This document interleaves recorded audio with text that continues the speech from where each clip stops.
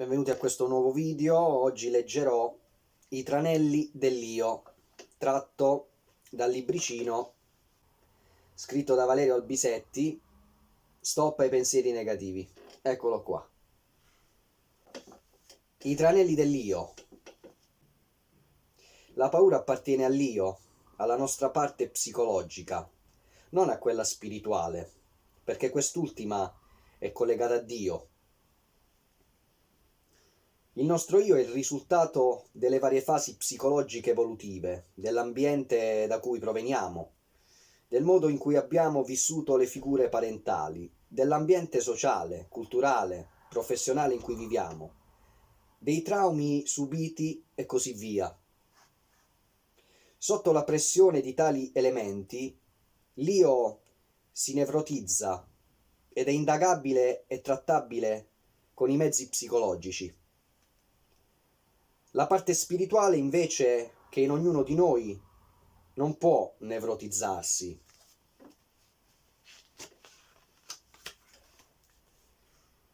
È alimentata con la preghiera e la meditazione. Quando l'io vive separato dallo spirito, non può non provare paura.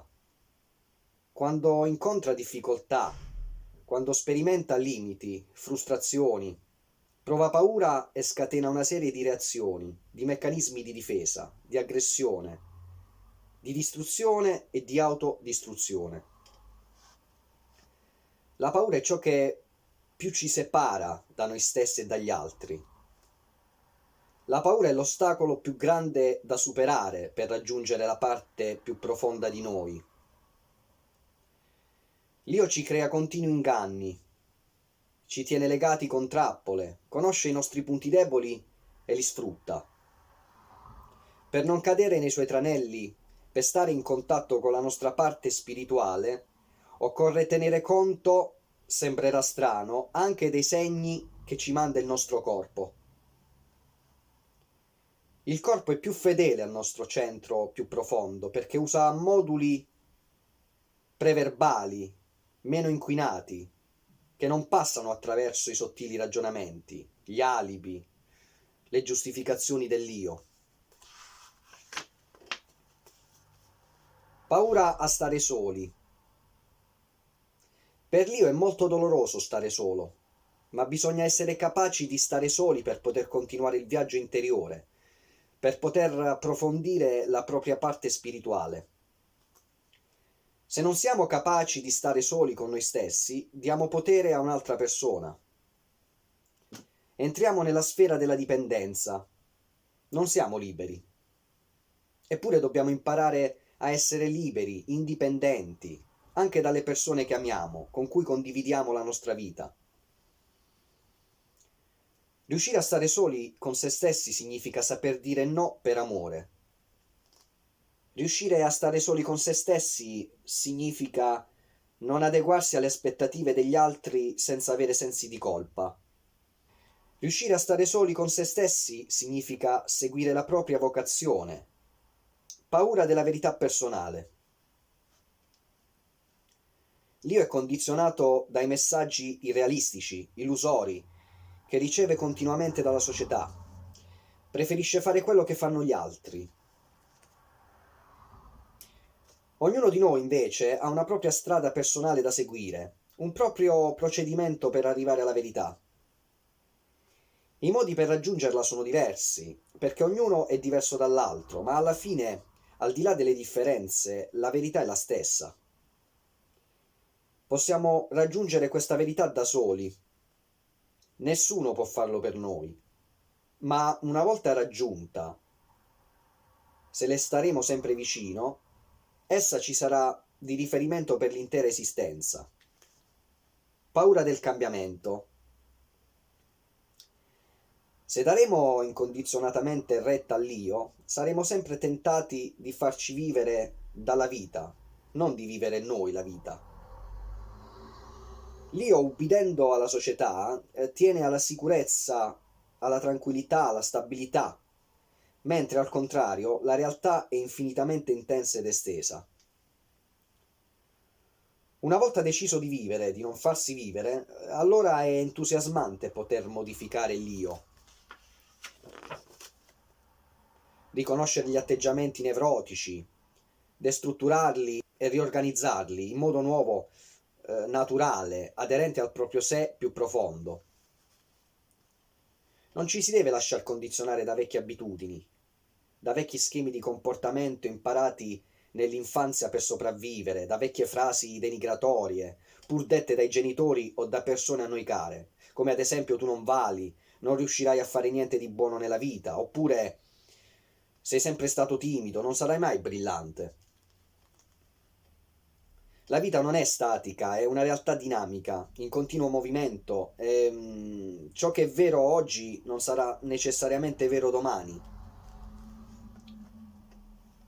Se dovessimo veramente credere che non ci si può modificare, allora la vita perderebbe significato.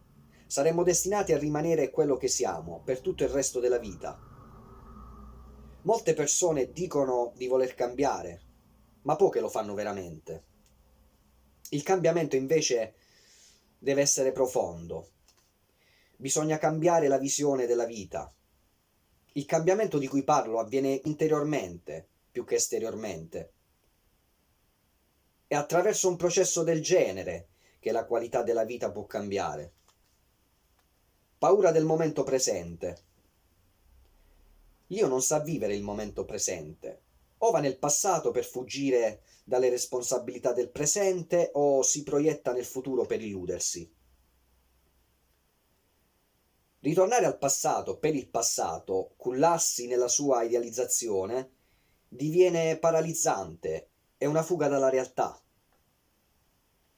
Immergersi invece nel passato per dare senso alle cose accadute, alle persone incontrate, serve per creare la propria storia personale.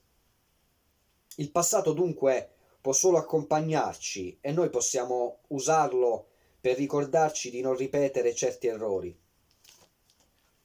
Bisogna a questo proposito fare pace con il proprio passato. Ciò non significa dimenticarlo. Bisogna non tenerlo davanti a sé. Non ci permetterebbe di vivere. Ed è ciò che invece tenta di fare continuamente il nostro io. Per non cadere nella trappola bisogna tenere il passato al nostro fianco. In tal modo non solo potremo vivere continuando il nostro viaggio interiore, ma esso ci aiuterà anche a stare nella strada giusta. Per quanto riguarda il futuro, l'io lo usa per spaventarci.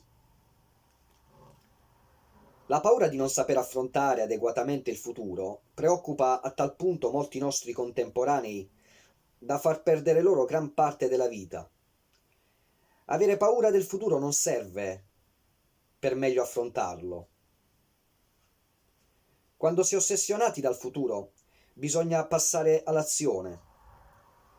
Se stiamo dalla parte dell'esperienza, non ci sentiremo persi.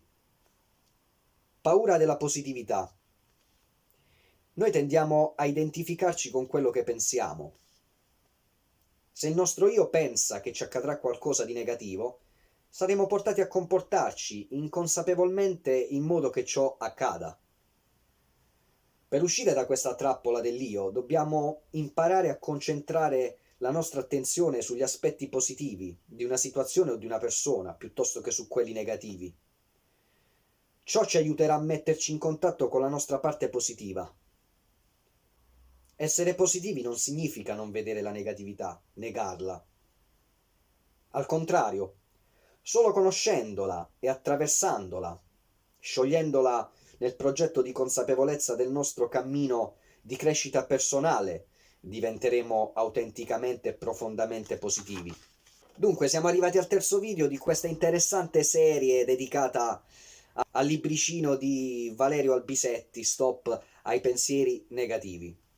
Che dire, vi saluto, vi abbraccio e vi do appuntamento al prossimo video. Ok, ciao!